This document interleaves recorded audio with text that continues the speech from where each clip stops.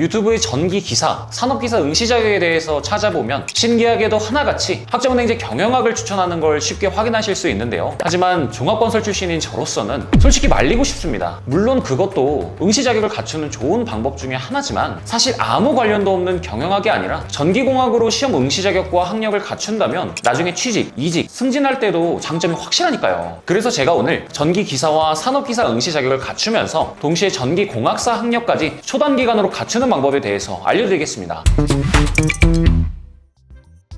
학점은행제로 응시 자격 갖추려고 상담을 받아보시면 10 중에 10명이 전부 경영학을 추천해 줄 겁니다. 경영학은 동일 직무 유사 분야로 전기 산업기사뿐만 아니라 전기 기사까지 응시할 수 있는 전공이거든요. 그렇다고 무조건 경영학이 정답은 아닌데요. 예전에 제가 종합건설 회사를 다녔을 때도 전기기사 자격증을 가지고 있는 사람이 상경계열 전공자라면 뭐 하던 사람이지 싶었습니다. 따라서 취업, 이직뿐만 아니라 아직 젊으신 분들은 대학원 같은 미래까지 생각해 보신다면 경영학이 아닌 전기공학 쪽이 메리트가 뚜렷합니다. 특히 전기 쪽은 경력과 실무 능력 그리고 자격증 유무가 가장 중요한데요. 이미 현직에서 실무 능력을 쌓고 있어 단순히 자격증 응시 자격만 필요하다면 경영학으로 진행하시는 걸 권장드리고요. 그게 아니라면 전기공학사 쪽으로 방향을 잡는 걸 추천드릴게요. 왜냐하면 산업기사나 기사 자격증을 바로 취득한다면 바로 초급 경력 수첩을 받을 수 있지만 만약에 취득하지 못했다 해도 전기공학사 학위 플러스 1년의 경력만으로 초급 수첩을 받을 수 있거든요.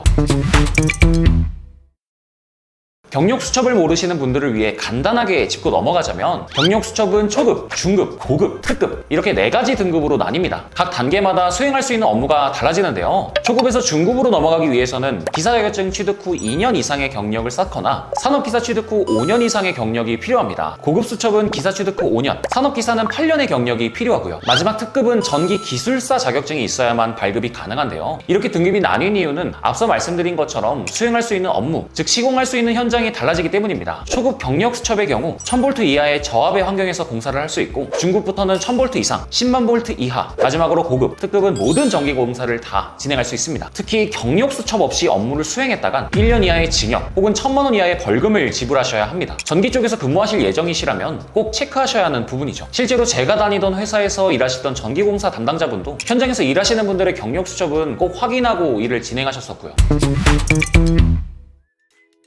그럼 이제 구체적인 응시 자격 갖추는 방법에 대해 확인해 볼까요? 전기 산업기사를 응시하기 위해선 학점은행제로 41학점이 필요합니다. 41학점은 한 학기 수업 8과목 그리고 18학점으로 인정되는 자격증인 매경 테스트 자격증을 취득해 주신다면 15주 만에 자격을 갖추실 수 있는데요. 이렇게 산업기사 플랜을 세울 때는 경영학이나 전기공학 모두 상관없이 1학기에는 교양 과목 위주로 진행하고 매경 테스트 자격증을 넣어주면 됩니다. 이어서 기사 자격증을 응시하기 위해선 106학점이 필요한데요. 9학기 동안 수업 14과목 42학점, 학점으로 인정되는 자격증 매경 테스트 18학점, SMAT 1급 10학점, 텔레마케팅 관리사 18학점, 그리고 여기에 학점으로 인정되는 시험인 독학사까지 넣으신다면 108학점으로 2학기 만에 기사 응시 자격까지 갖추실 수 있습니다. 원래 학력이나 경력으로 산업기사, 기사 응시하려면 최소 2년에서 4년이 소요되는데 학점은행제로 준비하면 4개월에서 1년이면 응시 자격을 갖출 수 있다는 점에서 상당히 메리트가 있죠. 하지만 전기공학사 학력까지 갖추실 예정이시라면 교양 과목으로 듣는 것보단 전공 수업 위주로 채워주셔야 하는데요. 그 이유는 학점은행제로 졸업장을 발급받기 위해서는 전문학사는 전공 45학점 이상, 학사학위는 전공 60학점 이상을 채워주셔야 하기 때문입니다. 무작정 아무 과목이나 신청하시면 안 되는 거죠. 따라서 전기산업기사, 전기기사 응시 자격을 갖추면서 전기공학사 학력까지 갖추시려는 분들은 전공 수업을 적절하게 조절해 주셔야 합니다. 산업기사 자격증은 전공 16학점으로 인정되고 기사 자격증은 전공 20학점으로 인정되기 때문인데요. 또한 전기산업기사, 전기기사 외에도 소방안전관리자 2급이나 1급, 소방설비 산업기사 자격증도 전공학점으로 인정받을 수 있으니까 자신이 어떤 자격증 취득 예정인지 파악한 다음 플랜을 설계한다면 효율적인 비용으로 학력과 응시 자격 2마리 토끼를 잡을 수 있습니다.